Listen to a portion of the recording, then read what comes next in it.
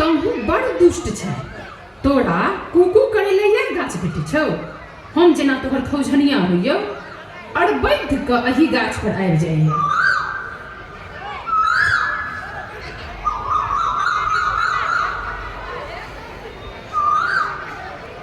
एकर दोखे की छै?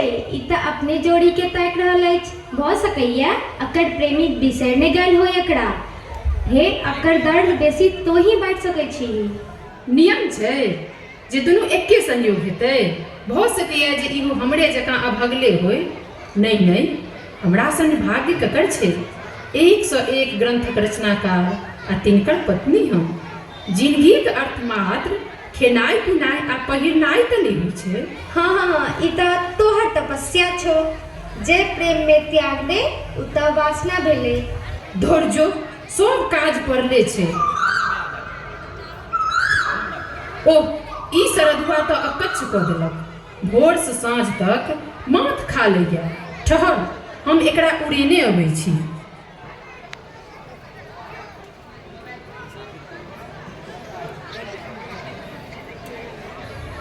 एना अछोप जकाँ किया ठाढ़ छै सौमित्र? सब दिन एनाहिए रहि गेल तो। रात डीह टोल रहिए। आबेत काल काकी कहने रहथिन मिसर जी दा पता लगबले। एलैथ कि नहीं मिसर जी? तहन बाते कोन छलै? हे तो बैस अत, बाकी गामक कुशल मंगल कह। हे हम एखन बड़ धरफड़ में छी। हमरा पाठशाला से हो जेबाक अछि।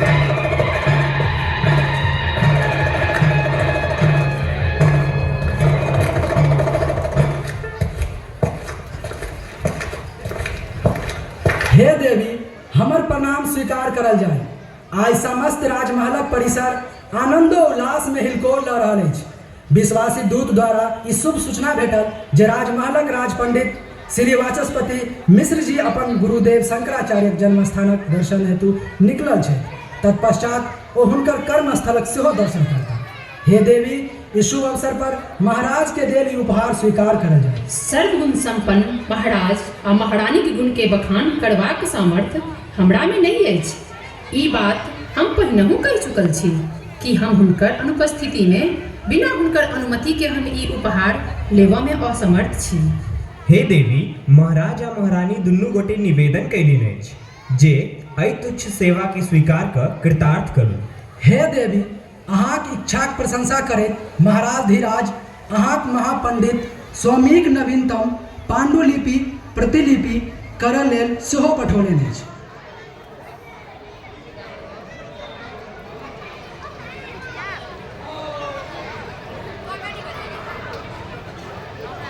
हे दूत, महाराज आ महारानी के हमर प्रणाम कहबै। संगहि संग एहि प्रतिलिपि लेल हम हुनकर आंतरिक संबंधना करैत छियै। हमरा लेल एहिसँ बढ़ि कऽ अमूल्य वस्तु और किछु नहीं अछि।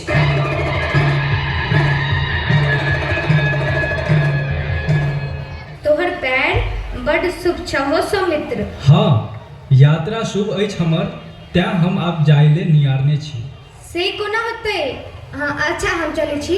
एक बेर हम फेर कहै छी, चलू हमरे संगे गाम। मिसर जी घुरता कि नहीं घुरता से कोनो ठीक नहीं छै। आब ओ पूर्ण रूपेण सन्यासी बनि चुकल छै।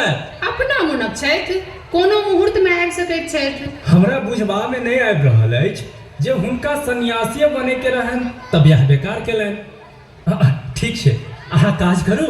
आब हम गाम जाइ छी।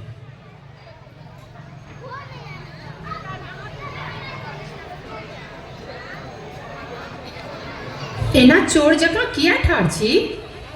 निर्लज्जता के सेहो एकटा सीमा होइ छै। हे नहीं नहीं, तेहन कोनो अपराध नहीं अछि हमर। हे अहाँके देखला बड़ दिन भ गेल रहे। हे मन त हमर गरई माछ जकाँ छटपटाइ छ। अहाँ तऽ निर्लज्ज जकाँ अनका घर में ताक झाँक करऽ लगै छी आ कखनो बिना बजेनहो ढुकि जाइ छी। लाज नहीं होइया? हमर तो तकदीरे खराब अछि। हे सोचे छी किछ आ भ जाइए किछ और। हे हमरा क्षमा करब। सुनू, अति सरवर्त बढ़ जेते ई तऽ सुनने हेबै ने। आइ हम भौजी के कहै छियनि। आ एकटा और बात, जते हम असगर छी तते कमजोर नहीं बुझू हमरा। कान खोल कऽ सुनि लियो। अहाँ तऽ व्यर्थ के आहत भऽ रहल छी। अहाँ तऽ कला के प्रतिमा छी। हे अहाँक जोड़ा भेटनाइ बड़ा दुर्लभ अछि। अहाँ जे अर्थ लगाओ, मुदा अहाँक चर्चा भरि गाम में होइत रहैत अछि। कला मात्र हमरे में देखाइए।